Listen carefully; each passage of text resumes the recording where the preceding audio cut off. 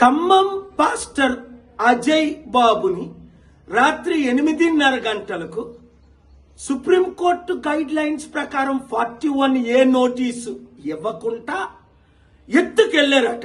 వెంటనే నాకు మెసేజ్ వస్తే ఒక ఎస్పీతో మాట్లాడి అక్కడ ఉన్న పోలీస్ సర్కిల్ ఇన్స్పెక్టర్తో మెసేజ్ పెట్టి ఆయన ఫోన్ ఆన్సర్ చేయకపోతే, అలాగే ప్రెసిడెంట్లు ఇతరులతో మాట్లాడితే ఇప్పటి వరకు అజయ్ బాబు ఎక్కడున్నాడో తెలియదు. ఎందుకు అరెస్ట్ చేశారు?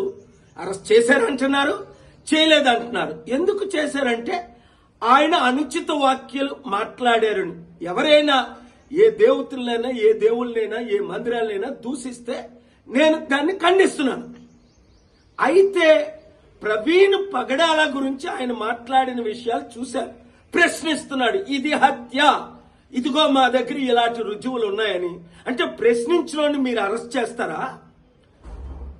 పవన్ కళ్యాణ్ ఘోరమైన రెచ్చగొట్టే మాట్లాడితే రుజువులతో ఒక ప్రపంచ శాంతి దూతగా ఇదే తెలంగాణ పంజాగుట్ట పోలీస్ స్టేషన్ కి నేను వెళ్లి ఎస్ఐ ప్రదీప్ కి అక్టోబర్ 7ని కంప్లైంట్ ఇస్తే 6 నెలల తర్వాత కనీసం ఎఫ్ఐఆర్ కూడా అవ్వలేదు.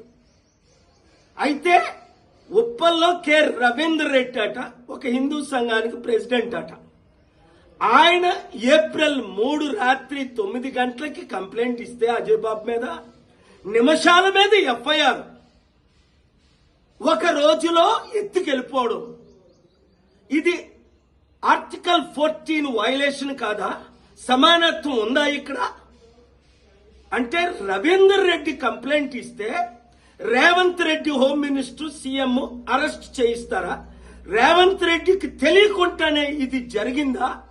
వెంటనే ఆ ఎఫ్ఐఆర్ ని రిజిస్టర్ చేసిన వాళ్ళని సస్పెండ్ చేయాలా? రేవంత్ రెడ్డికి తెలియకపోతే అరెస్ట్ చేసి ఎత్తుకెళ్లిన పోలీసులందరినీ చట్ట ప్రకారం సస్పెండ్ చేయాలి.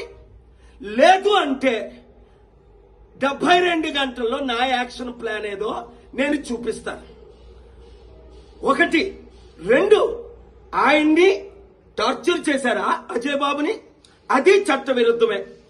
ప్రవీణ్ పగడాల గురించి ఆయన మాట్లాడాడని నోరు మూయించడానికి ప్రయత్నిస్తారా? నా నోరు మూయించడానికి మీరు ప్రయత్నించండి.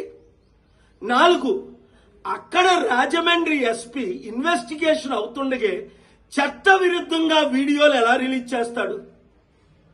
ఇన్వెస్టిగేషన్ కంప్లీట్ అవ్వకుంటే, పోస్ట్ మార్టం రిపోర్ట్ చేయకుంటే, అక్కడ చంద్రబాబు నాయుడు A1 కదా, ఓటుకు నోటు కేసులో ఈయన A2 కదా, వీళ్ళు ప్లాన్ చేసుకుంటున్నారా? నేను కేసు పెట్టి వాళ్ళ బెయిల్ క్యాన్సిల్ చెయ్యాలా? 5, ఒకవేళ ఈ Praveen Pagadala dupe videos TV5 Naidu owner, TV5 Murthy అది రిలీజ్ చేస్తే వాళ్ళ మీద కేసు పెట్టారా? నోటీసులు ఇచ్చారా? అరెస్ట్ చేశారా? అంటే ఒకరికైతే ఒక చట్టం, పవన్ కళ్యాణ్కి అయితే మోదీతో ఉన్నాడు, టీడీపీతో ఉన్నాడు, ఉప ముఖ్యమంత్రి గనక ఈ రోజు వరకు ఎఫ్ఐఆర్ ఫైల్ చేయలేదు. నేను ప్రపంచ శాంతి దూతని, శాంతి కొరకు నేను కంప్లైంట్ పెట్టాను. అలాంటి రెచ్చిపోయిన మాట్లాడుకో. ఆ తర్వాత ఇంకా ఆయన రెచ్చిపోయాడు. అప్పుడు అరెస్ట్ చేసి ఉంటే, పవన్ కళ్యాణ్కి నోటీసులుంటే ఇచ్చుంటే మరలా ఆయన రెచ్చిపోయినట్టు ఫిబ్రవరి మార్చిలో మాట్లాడతాడా? అర్థం చేసుకోండి. దేవుడు నన్ను ప్రజాశాంతి పార్టీ ఎందుకు పెట్టించాడు? హిందువులారా, ముస్లింలారా, క్రైస్తవులారా కదలి రండి.